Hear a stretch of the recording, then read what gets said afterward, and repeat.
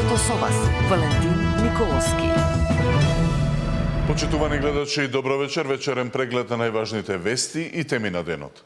Кривична пријава за Блерин Беџети и 7 други лица од општина Сарај и од градот Скопје. Се товара за злоупотреби со градежно земјиште, со кои на фирмата Азра Идрис од Глумово незаконски ја овозможиле да се стекне со околу 1,7 милиони евра. Кривична пријава за поранишниот градоначалник на Сарај Блерин Беџети поднесе управата за финансиска полиција. Покрај него, кривична пријава има за уште 7 други лица, дел негови соработници во општината, но и вработени во градот Скопје во секторот за планирање и уредување, како и еден инженер.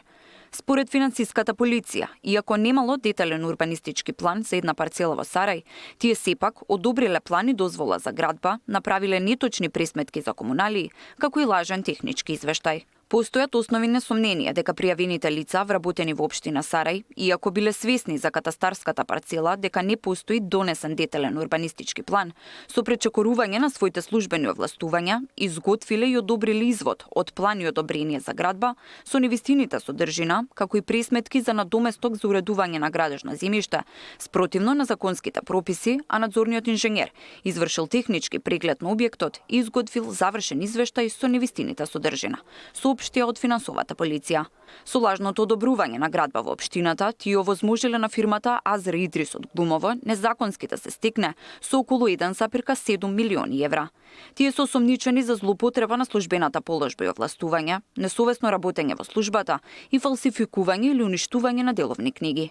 Екс-градоначалникот на Сарај Беџети засител вели дека врз него се врши политички прогон и дека низ постапката ќе се докаже дека овие наводи се невистинити. Ова е еден вид на политички прогон од согласно мојот закон, како што велеше Мицковски во собранието, од тандемот Мицковски Беџети и само еден филм за јавноста, кај што се обидуваат да ве дискредитират, но нема ништо надвор од законските прописи.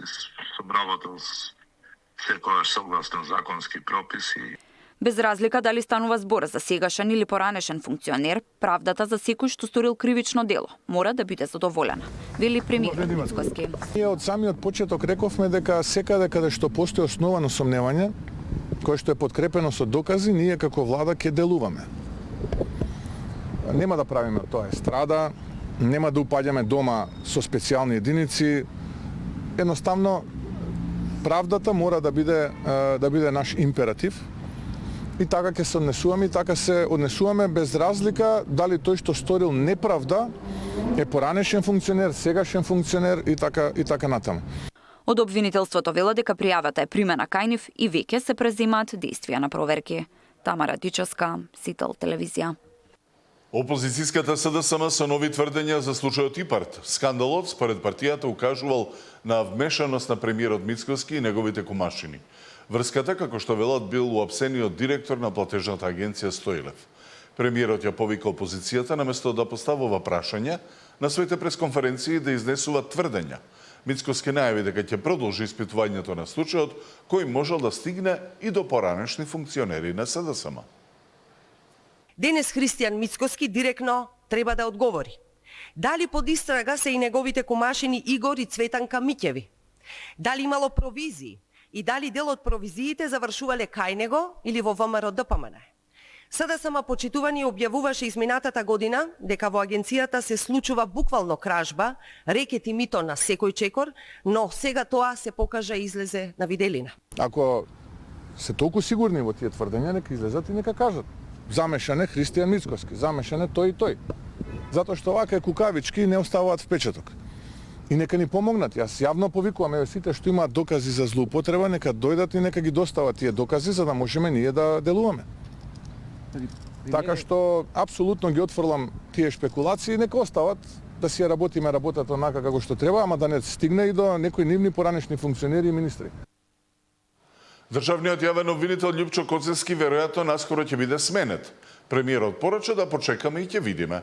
Мицковски за забелешките на Европската комисија во делот на реформите во правосудството рече дека нема ништо суштински во нив, туку се во насока на повисоки плати, а со низок рейтинг. Премиерот оцени дека Македонија и по смената на името и ветувањето од Брисел се наоѓа на истата позиција како пред 25 години. Владата вели ќе направи се за да исполни домашната задача, но оцени дека во процесот на евроинтеграција државата трпи булинг. Треба да вратиме повеќе од 2 милиарди евра некој кој што душмански ја задолжувал државата и неродените генерации. Ако вие мислите дека, или јавноста, ја повикувам јавноста, нека каже, ако мисли дека треба да ги дуплираме платите на обвинителите и судиите, слободно кажете. Еве, јас ќе донирам мојата плата. За обвинителите, ама нека судат барем ја обвинуваат согласно закон, а не како што прават до сега. И знам дека ќе излезат сега и ќе ме нападнат и ќе ме обвинат и ќе речат Мицко е ваков, таков, онаков. Во ред, се е тоа во ред. Но не можам, едноставно моралот не ми дозволува да се согласам на зголемување на плати на луѓе кои што имаат никаков рейтинг. И ако е тоа клучната реформа, која што треба да ја направиме, простете ја нема да ја направам. 8 години, кога менувавме имење и презимења, ни викаа дека сме фронтранери. И кога ќе смениме име и презиме, за 3 години, 4 сме во Европската Унија. Тие 3-4 години изминаа пред 3-4 години. Кај сме ние денес? Онаму кај што бевме пред 25 години. Супер е да го смениме уставот, најдобри ќе бидеме. Најдобри ќе бидеме. Уште ако може да не сме македонци, да сме нешто друго, најдобри ќе бидеме. Онака како што некој ни прави булинг и сака да ја стопира Македонија да напредува во Европската Унија. Тоа нема да го дозволиме. Оваа влада тоа нема да го дозволи. Додека сум јас таму, кој ќе дојде друг, нивна работа. Синоќа се одржа средба помеѓу коалицијските партнери ВМРО-ДПМН и Вреди, а во пресрет на промените во владата што ги најави премиерот. Според неофицијални информации од албанскиот партнер се спомнува дека вице-премиерот Фетаи би станал нов министер за евроинтеграција. Вреди би имале еден вице-премиер како замена за Меджити, пратеникот Беким Сали. За во животна средина пак се спомнува името на поранешниот владин портпарол Мухамед Хоџа. За сега се шпекулира дека сменети би били и министерот за економија и труд од Вреди Дурмиши, министерот за правда од Знам Филков и министерот за земјоделство од ВМРО-ДПМН Трипуновски.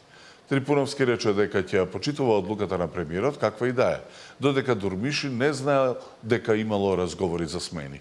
Информациите не ги потврди ниту премиерот Мицкоски. Редовни коалицијски координации. Да бидеме трпеливи, многу скоро ќе се знаат. Добро, кои беа барањата од коалиционот партија да станат предолги? Видете, ако има што повеќе да споделам, уште на првото прашање ќе дадев одговор. Немам информации дека има такви иницијативи за менување на кадровските ресори или разрешување или менување. Коалицијски партнери се и нормално дека треба да се сретнат, да се договарат како ќе ги водиме работите понатаму, но немам информации што се случило вчера и фокусиране сме на работата на Министерството.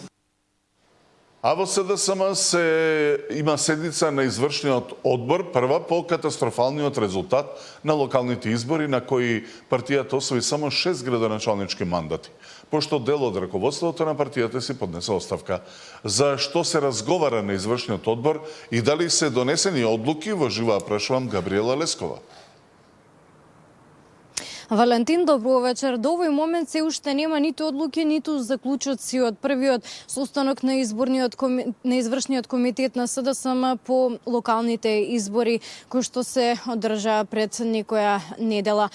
Состанокот започна некаде во 18 часот, меѓутоа и еве веќе поскоро 3 часа од како започна состанокот се уште немаме никакви официјални детали. Меѓутоа од она што е познато, вечерва се дебатира за тоа практично за катастрофалниот поraz кој што го има социјалдемократите на овие локални избори, исто така и за оставката на Ана Чупевска од претседателската позиција која што даде помеѓу првиот и вториот изборен круг. Од она што е познато, вечерва доктор Венко Филипче за нов подпредседател, новото кадровско освежување ќе го предложи да биде доктор Александар Трајановски, наивниот практично кандидат за градоначалник на аеродром на овие локални избори кој што беше поразен од страна на Дејан Митевски. Вечерва исто така ќе стане збори за оставките кои што следаа веднаш по оние на Чуповска, говорам за Галетановски и за Костадин Ацевски, зошто дале тие оставка и која е причината. Исто така дополнително според информациите кои што ги поседувам, СДСМ вечерва ќе одлучува и кои практично дали ќе има кандидати за градоначалници во оние 4 општини каде што од потечеток ќе се прегласува за градоначалник. Како што напоменав и претходно, состанокот започна некаде околу 18 часот. Успеав да поразговарам со дел од членовите на извршниот комитет во продолжение да ги слушнеме нивните изјави. Добро вечер, зашто ќе се разговара вечерва? Па најави председателот денеска. Така да, после извршниот одбор ќе добиете повеќе информации. За оставките ќе падне ли збор? За кои оставки? За на Чупевска, на Костадинјацевски? Па, претпоставувам, не знам, треба да го видиме дневниот ред. Ви благодарам. Габриела, со денови траат обвинувањата од ВМРО ДПМН дека Филипче е виновен за состојбата во партијата и дека никој не сака да биде дел од раководството. Филипче пак денеска им одговори на овие информации. Валентин, да, особено по преписките меѓу Пендаровски и Фрчковски и последните обвинувања од страна на ВМРО ДПМН дека има наводно некој раскол во партијата на Филипче. Денеска со реакции излезе и лидерот на СДСМ кој што ги демонтираше овие обвинувања. Тој вели дека нема никаков раскол во партијата, напротив владеело единство. Во продолжение ги слушаме преписките помеѓу опозицијата и владеачката ВМРО ДПМН по односно оваа тема. Не сум нудил некаква функција и нема таков човек кој што некаква понуда одбил. Нема поранешен градоначалник. Тоа што излегува на социјалните мрежи, апсолутно го демонтирам, нема никакво раслојување. Навистина има единство. Со сите луѓе, овие што ги спомнавте, сите со своето знаење, капацитет, искуство, помагаат во овој процес, исто како што тоа го праве и претходно. Филипче работи исклучиво по насока на Заев, а доказ за сето ова е тоа што негови поранешни блиски соработници не сакаат да се вратат во партијата поради недостигот на лидерство и капацитет да се врати партијата на старите патеки. Да, Габриела Лескова од СДСМ во очекување на одлуките на извршниот комитет за назначување нови членови на раководството на партијата. Глувци шетаат по таванот во тоалетите, покажуваат видео снимките од студентскиот дом Пелагонија.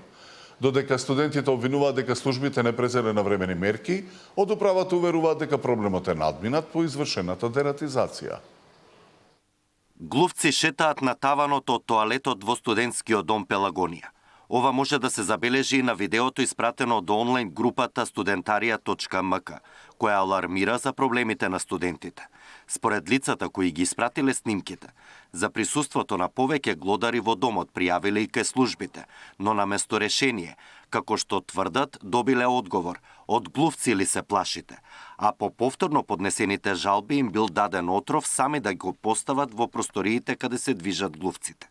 Директорот на студентскиот дом вели дека проблемот бил решен, а глувците се наиздиле поради ѓубрето кое не се собираше од и околу контейнерите. Имајќи предвид дека по последно време како беше состојбата со ѓубрето во Скопје и нормално да се случува да се појавуваат такви работи, нека глувче или некои инсекти, и сега преземени се сите мерки, направене дератизација и дезинфекција на домот и студентите мислам дека ќе бидат задоволни. Покрај заглувците во Пелагонија, студентите најмногу реагираат за лоши услови и храна во домот браќа Миладиновци во Штип. Александар Динев, Сител телевизија. Нема економски причини за минимална плата од 500 евра, како што бараат синдикатите, оцени министерот за економија. Иако дел од основните прехранбени производи бележат поскапување, Дурмиши засега не планира да воведе мерки. Моментот не гледаме економска оправданост за интервентно зголемување на минималната плата пред редовното усогласување што е законски предвидено во март. Во овие околности, ако одиме на зголемување адхок на минималната плата, тоа ќе предизвика уште понатаму зголемување на инфлацијата. Сега за сега не гледам причина зашто да донесеме одлука за замрзување или ограничување на бруто профитната маржа на трговија на големо или трговија на мало. Ги анализираме цените, го анализираме пазарот, секојдневно ќе видиме, ако има потреба, ќе донесеме одлука. Последните